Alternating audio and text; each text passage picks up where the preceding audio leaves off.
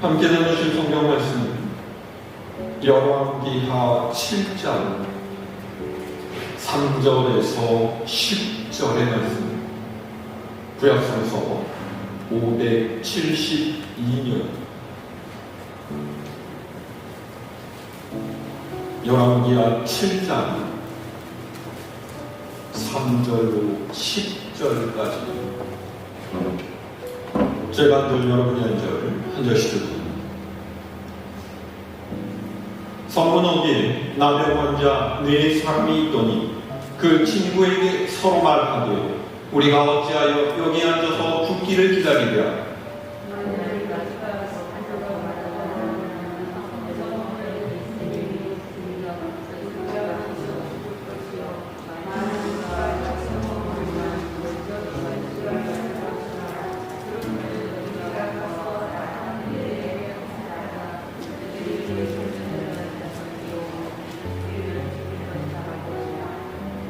아람 진으로 가려 하여 해질 무렵에 일어나 아람 진영 끝에 이르러본즉 그곳에 한 사람도 없으니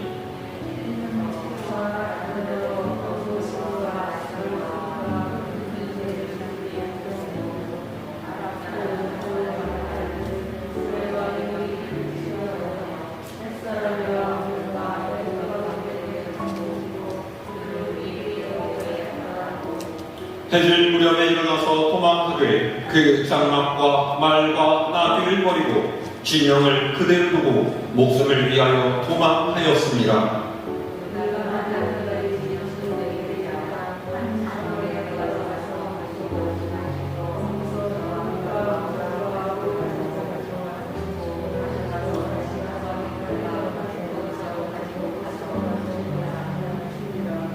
나병 환자들이 그 친구에게 서로 말하되 우리가 이렇게 해서는 아니 되겠도다. 오늘은 아름다운 소식이 있는 날이거늘 우리가 침묵하고 있도다. 만일 밝은 아침까지 기다리면 벌이 우리에게 미칠지니 이제 떠나 왕궁에 가서 알리자 하고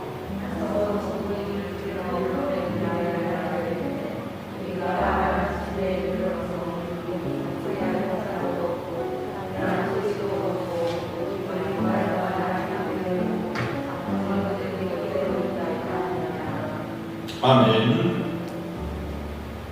할렐루야. 오늘은 참 단출한 식구들이 모여서 예배를 드리게 됩니다. 날씨가 너무 춥고 또 눈이 아직 녹지 않아서 길이 얼어붙어서 오가기가 좀 힘듭니다. 내일부터 눈이 온다고 하는데 참 걱정이네요. 오고 가실 때 늘 넘어지지 않고 조심하시고 건강한 생활할 수 있도록 여러분 주의를 기울여 주시기를 바랍니다. 벌써 몇 년 전부터 한국 경제는 저성장 시대로 돌아섰습니다.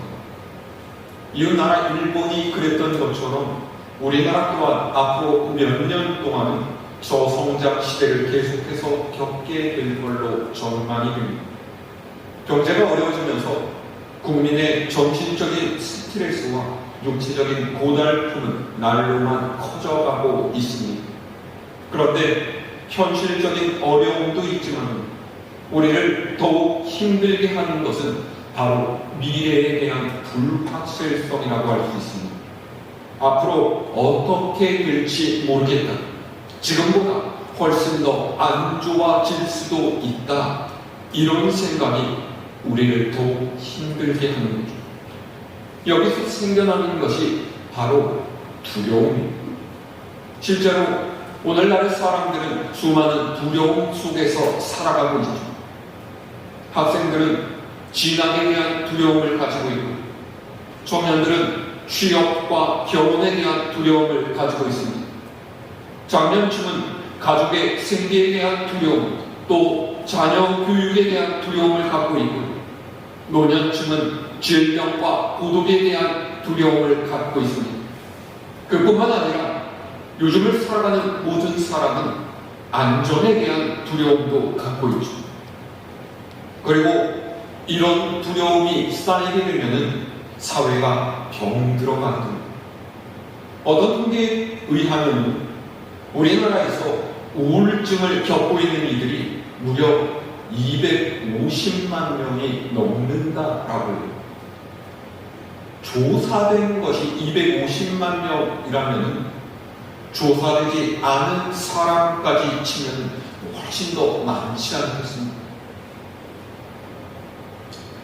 심리학자들은 두려움을 외적인 요소에 대해서 불안해하는 정신적인 고통이라고 정의하고 있습니다.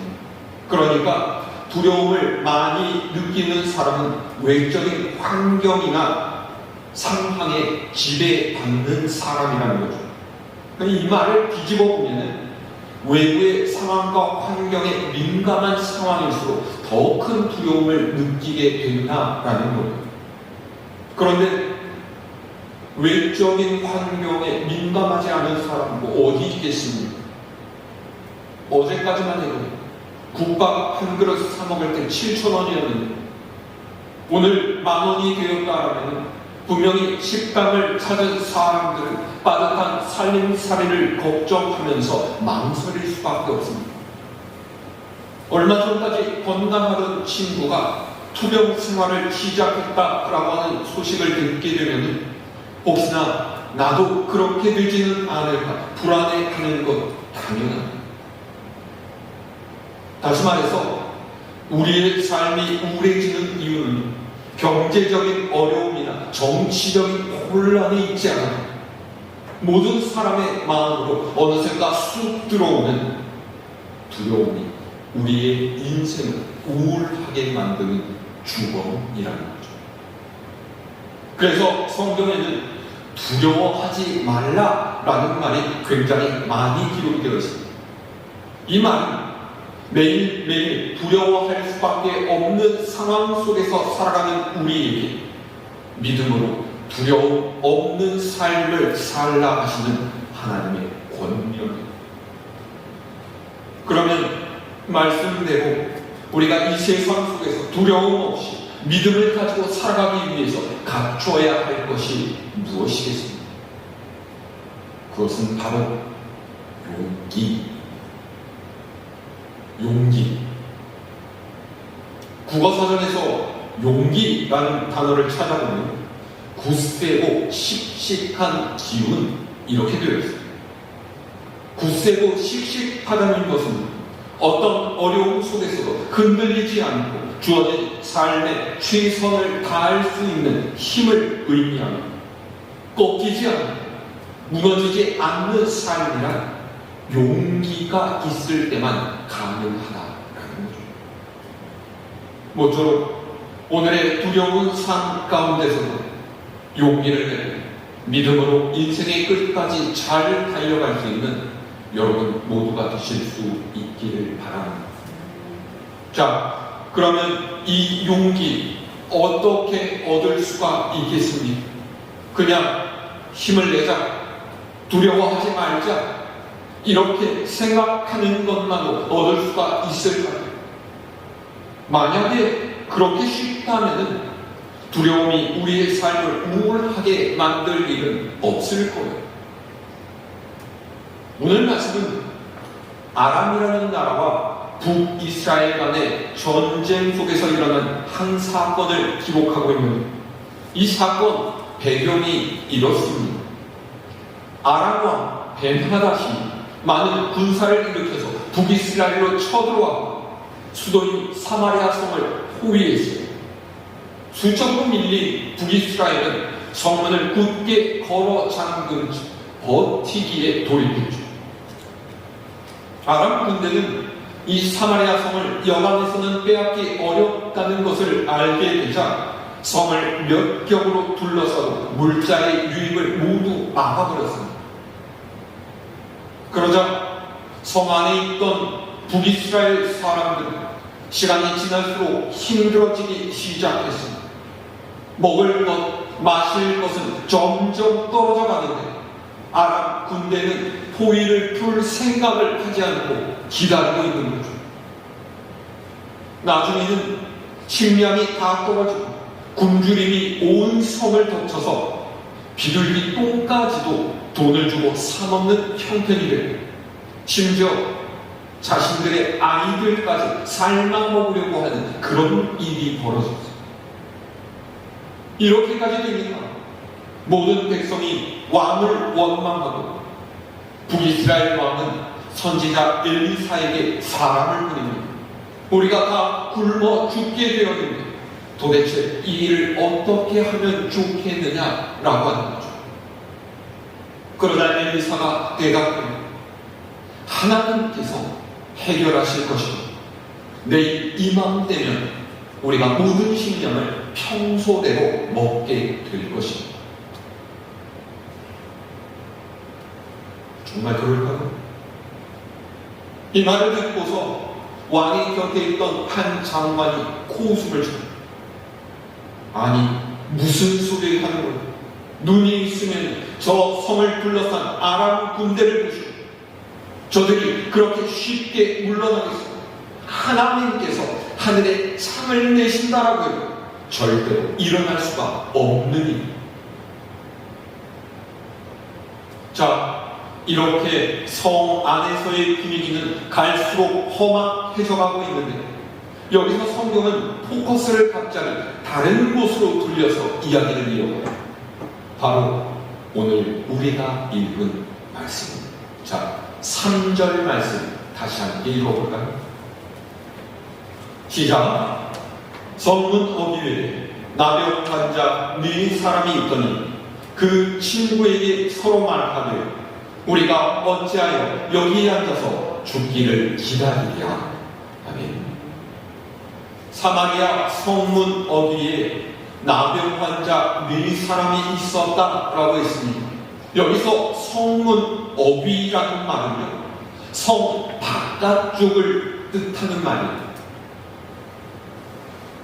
율법에 따라서 나병에 걸린 사람은 사람들과 함께 살 수가 없었죠. 부정한 자는 성읍 안에 머무를 수가 없었기 때문에 그들은 가족과 집을 떠나서 나라에서 정해진 구역에 가서 살아야만 했어요. 그 병이 완전히 나았다라는 판정을 받기까지 그들은 정해진 곳에서 머물러야만 했습니다. 그리고 그동안 그들은 성에서 조달해준 보잘것없는 식량으로 먹고 살아야만 했는데, 성문이 굳게 닫혀버린 이제는 그것마저도 구할 수가 없게 된 거예요. 그러니까 어떡합니까? 이들도 성 안 사람들과 함께 꼼짝없이 굶어 죽게 생겼어요. 그러니까 그들이 하는 말이 뭐예요? 우리가 여기 앉아서 죽기를 기다리는 게 과연 잘하는 일이냐, 이게 최선이냐라고 하는 거죠. 이 위기 속에서 이들은 어찌해야 할까를 고민했고 어떤 선택을 해야 합니다. 자, 4절 말씀 함께 했습니다. 시작. 만일 우리가 성읍으로 가자고 말한다면 성읍에는 굶주림이 있으니 우리가 거기서 죽을 것이로, 만일 우리가 여기서 머무르면 역시 우리가 죽을 것이라. 그런즉 우리가 가서 아람 군대에게 항복하자. 그들이 우리를 살려두면 살 것이요 우리를 죽이면 죽을 것이라 하고. 아멘. 그래서요, 성 안으로 들어가도 굶어 죽을 것이고 여기에서 기다려 보아도 죽을 것이니 차라리 그럴 바에야 아람 군대에게 가서 항복하자. 어차피 죽게 될 것, 저들이 자비를 베풀며 살 수도 있고 그렇지 않으면 죽는 것 아니겠느냐, 그런 결론을 내렸던 거죠. 참 재미있는 부분, 이들은 비록 병에 걸려서 몸은 아팠을지라도 정신적인 면에서는 매우 똑똑했고 정확한 판단을 내릴 줄 알았어요. 성 안이나 성 밖이나 굶어 죽기는 내 한 가지니까 차라리 그럴 바에야 식량을 가진 아람 군대에 가서 항복하자라는 거예요. 사실 이런 결정을 내리는 것은 굉장한 용기가 필요합니다. 성 밖에서 살던 나병 환자가 단지 이들 4사람뿐이었겠어요. 아마 다른 환자들도 있었을 텐데 그 중에서 이들만이 이런 고민을 하고 선택을 했던 거죠. 또 나병 환자들 말고 성 안에 있는 이들도 똑같은 상황에 있지 않습니까? 성 안에 있다가는 결국 죽을 수밖에 없다라는 것을 누구든지 알고 있었을 거예요. 그런데 어느 누구도 이 상황을 타개해보려고 어떻게든 바꾸어보려고 한 사람이 없었죠. 그저 현재의 상황을 비관하면서 울부짖을 뿐이었습니다. 하지만 이들 4명의 나병 환자들은 달랐습니다. 같은 상황에서 다른 행동을 한다는 것은 쉬운 것이 아닙니다. 그것은 큰 용기를 필요로 합니다. 그 결론이 어차피 이판사판이라는 생각에서 나왔다라고 할지라도 그런 선택을 하고 결정을 했다라는 것은 용기가 없으면 안 되는 일임이 분명합니다. 그러면 이들이 이런 결정을 내릴 수 있었던 이유 무엇이었겠습니까? 4절 하반절 다시 한번 보세요. 이들은 혹시나 하는 가능성에 그들의 생명을 맡겼습니다. 성 안에 들어가도 죽고 성 바깥에 머물러 있어도 죽는, 그런데 아람 군대에 가서 항복을 한다면 죽을 수도 있고 아주 조그마한 가능성이지만 혹시 죽지 않을 수도 있다라고 생각하는 거죠. 사실 확률적으로 따지자면 죽는 것이 월등하지 살아남을 가능성이 얼마나 되겠습니까? 아람 군대의 입장에서 보자면 이들은 어쨌거나 적이고 보로로서의 가치도 없는 나병 환자들이 노예로 부려먹을 수도 없는 이들 무슨 소용이 있다고 살려주겠습니까? 그런데 나병 환자들에게는 어쩌면 살 수도 있지 않을까 하는 그 신랑 같은 기대만으로 충분했다라는 것입니다. 4명의 나병 환자들을 움직이게 하는 것은 바로 이것입니다. 그들이 이런 용기를 낼 수 있었던 것은 어쩌면 살 수도 있을 거라는 기대, 분명히 여기서 그냥 죽는 것보다는 더 나을 거라는 소망이 있었습니다. 그 기대, 그 소망이 그들에게 용기를 주고 그들을 움직이게 하고 일어서게 했던 거죠. 소망이 없다면 용기를 낼 수 없습니다. 뒤집어 말하면 용기를 내기 위해서는 어떤 것을 간절하게 바라는 소망과 기대가 있어야만 한다라는 말입니다. 12해 동안이나 결핵병에 걸려서 고생하던 여인은 그녀의 부정함 때문에 마을에서 쫓겨난 신세였습니다. 오늘 말씀 속에 나병 환자들처럼 그녀 또한 병이 낫기 전에는 아무도 만날 수 없고 그래서 정상적인 생활이 불가능한 처지였죠. 그런데 이 여인이 예수님에 대해서 듣게 되었고 그 예수님께서 자기 마을 근처를 지나가신다라는 것을 알게 되었죠. 그래서 어떻게 해요? 사람들과의 접촉이 금지된 이 여인이 들키면 돌에 맞아 죽을 위험을 무릅쓰고 사람들 틈을 비집고 예수님께로 나아가. 왜요? 주님을 만나면 어떻게든 지금보다는 나아질 수 있지 않을까 하는 기대가 있었기 때문에 예수님께서 나를 만져주시면 혹시라도 내가 회복될 수 있지 않을까 하는 소망이 생겼기 때문에 이 간절한 기대와 소망이 그녀를 주님께로 이끌었어요. 사람들 중에서 간절한 마음으로 주님의 옷자락을 움켜쥔 이 여인을 주님께서 알아보셔서 그녀의 병을 고쳐주십니다. 귀신 들린 딸을 위해서 예수님께 나왔던 수로보니의 여인도 그러지 않았습니다. 그녀는 예수님께 딸을 고쳐달라고 애원했지만 자녀의 떡을 개들에게는 던져주지 않는다라는 심한 말을 들었어요. 그런데 이 여인은 그런 말을 듣고도 물러서지 않았죠. 그녀는 예수님께 마지막 기대를 걸었기 때문에 주님께서 자신의 딸을 고쳐주시면 낫게 되리라는 소망을 품었기 때문에 그래서 돌아서지 않고 용기를 내어서 주님께 매달려 주님, 개들이라면 주인이 먹다 흘리는 부스러기는 먹을 수 있지 않습니까? 개라도 좋습니다. 내 딸에게 자비를 베풀어 주십시오. 예수님께서 이 여인의 믿음을 크게 보시고 그 소원대로 그의 딸을 고쳐주셨어요.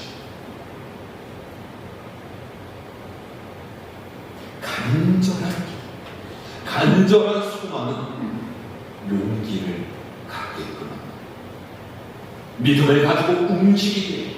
여러분, 오늘의 이 시대 얼마나 두렵고 불안합니다. 마치 아람 군대에 둘러싸인 사마리아 성의 사람들처럼 그렇게 우리도 소망과 기대 없이 하루하루 그저 버티면서 살아가고 있지는 않습니다.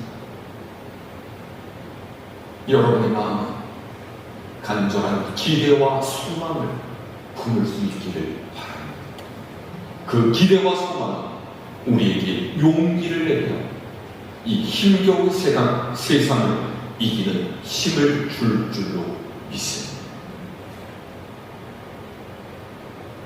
용기하니까 그런 말이 생각나더라고요. 용기 있는 자가 미인을 얻는다. 미나 미녀랑 결혼하셨어요? 그런데 가만히 보면요, 미인뿐만이 아니라 세상에 있는 모든 가치 있는 것들은 용기 있는 사람만이 얻을 수가 있어요. 하나님의 역사, 하나님의 축복도 마찬가지입니다. 진정으로 용기 있는 사람만이 하나님의 역사를 체험할 수가 있습니다. 자, 5절에서 8절 말씀 함께 읽을까요? 5절에서 8절 말씀 시작. 아람 진으로 가려 하여 해질 무렵에 일어나 아람 진영 끝에 이르러서 본즉 그곳에 한 사람도 없으니 이는 주께서 아람 군대로 병거 소리와 말 소리와 큰 군대의 소리를 듣게 하셨으므로 아람 사람이 서로 말하기를 이스라엘 왕이 우리를 치려 하여 헷 사람들의 왕들과 애국 왕들에게 값을 주고 그들을 우리에게 오게 하였다 하고 해질 무렵에 일어나서 도망하되 그 장막과 말과 나귀를 버리고 진영을 그대로 두고 목숨을 위하여 도망하였습니다.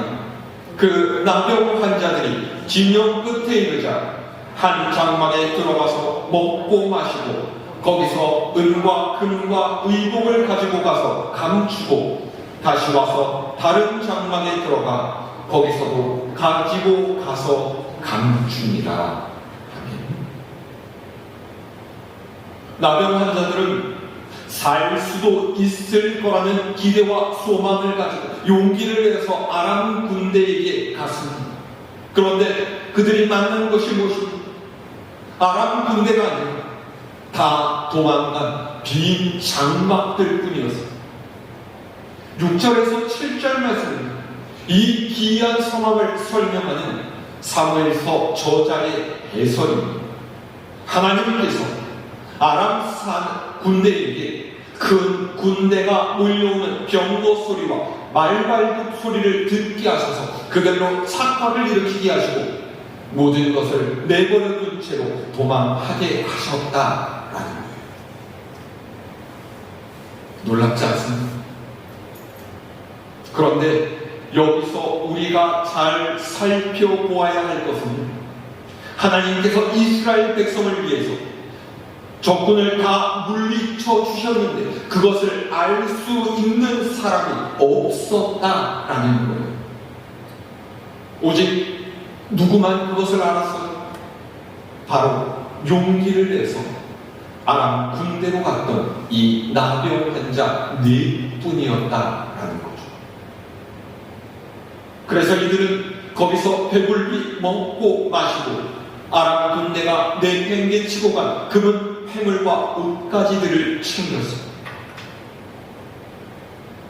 기적이 일어난 거죠. 하나님의 역사는 용기 있는 사람만이 경험할 수가 있습니다. 이스라엘 백성이 가나안으로 들어올 때 거센 요단강이 그들을 가로막았어요. 가나안 땅에 들어가기 위해서는 이 요단강을 건너가야만 합니다. 그런데 어떻게 하겠어요? 하나님께서는 그들에게 언약궤를 앞세우고 건너가라고 하십니다. 만약에 이스라엘이 하나님의 말씀을 불신하고 겁에 질린 채 요단강으로 들어서기를 거절했다라면 그들은 가나안으로 들어오기 위해서 다른 어려움과 시련을 겪어야만 했을 거예요.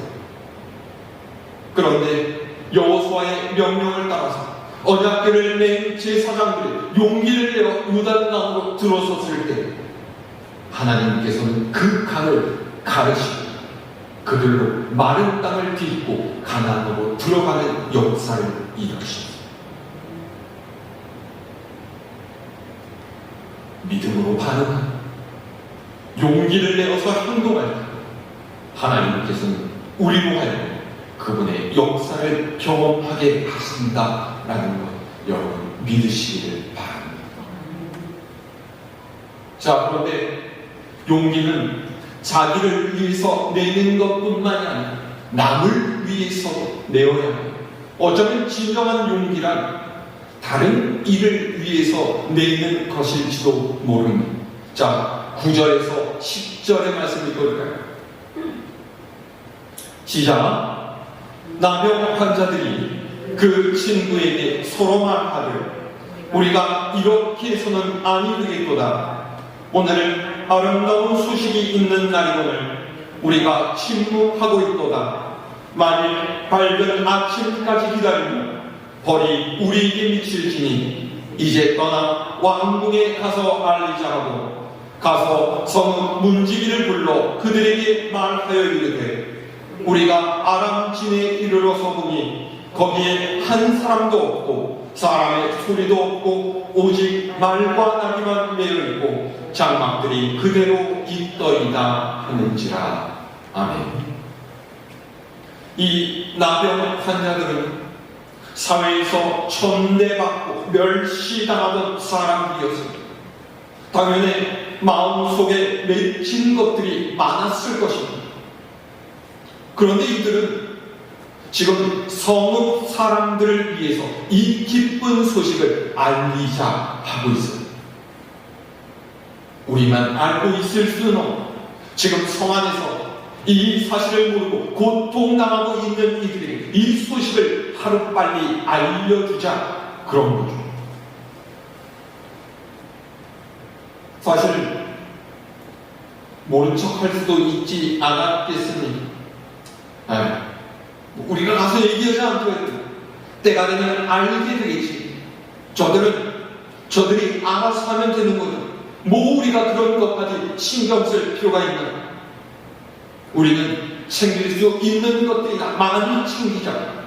그럴 수도 있었을 거예요. 하지만 그들은 성읍 사람들을 위해서 이 소식을 알리기로 작정하고 다시금 사마리아 성으로 돌아가요. 저는 이것이야말로 그들이 가진 가장 큰 용기라는 생각을 합니다. 나를 위해서는 용기를 낼 수 있지만 남을 위해서 용기를 낸다는 건 쉽지가 않습니다. 더구나 자신들에게 별 좋은 일을 해주지 않는 이들을 위해서 내가 다른 것을 내어줄 수 있느냐라는 것은 정말로 다른 문제죠. 그런데 이들은 그렇게 했다라는 거예요. 왜요? 말씀을 보세요. 우리가 아침까지 기다리면 벌이 우리에게 미칠 것이다. 이 말이 무슨 뜻입니까? 이 역사가 하나님께로부터 왔다라는 것을 이들이 고백한다라는 거예요. 그러니 이 아름다운 소식, 이 기쁜 소식을 알리지 않는다면 하나님께서 우리를 벌하실 것이다. 이런 복음을 아는 사람 전해야 합니다. 그것이 하나님께로부터 우리가 받은 사랑. 우리가 용기를 내야 하는 것은 하나님의 일을 위해서, 하나님의 뜻을 위해서이기도 합니다. 내가 하나님을 위한 일에 용기를 낼 때 하나님께서는 그런 우리를 대견하게 여기시고 우리의 부족함과 연약함을 돌보시고 그분에게 쓰임받을 수 있도록 우리를 인도해 주실 것입니다. 혹 여러분이 처한 환경과 상황 속에서 두려움에 떨고 있지는 않습니다. 우리의 삶을 바꾸시고 인도하시는 하나님의 역사를 기대하고 소망하면서 용감하게 믿음의 발걸음을 내딛어 가시기를 바랍니다. 하나님께서 우리와 함께 하시고 우리의 기도에 응답하시고 가장 선한 길로 이끌어 주실 것을 믿으시기를 바랍니다. 우리의 소망이 되시는 하나님을 바라보면서 하나님께서 주시는 힘과 지혜, 세상에서 빛과 소금의 역할을 감당해가는 여러분 모두가 될 수 있기를 우리 주님의 이름으로 축원합니다.